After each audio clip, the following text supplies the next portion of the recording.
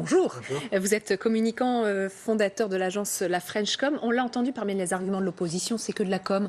Vous en pensez quoi?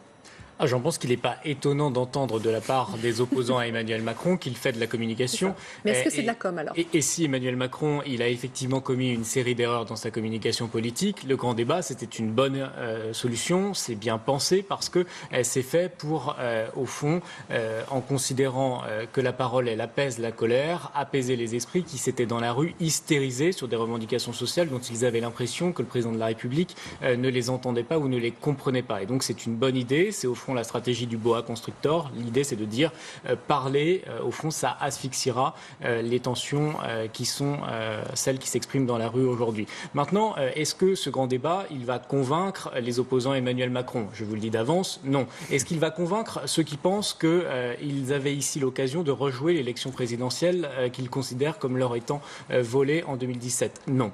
Et donc, il faut aujourd'hui qu'Emmanuel Macron, il arrive à mettre en scène le fait qu'il a entendu les Français, qu'il a tiré les leçons de cette nouvelle forme de mobilisation sociale que sont les Gilets jaunes, mais il n'arrivera pas à convaincre l'ensemble de l'opinion.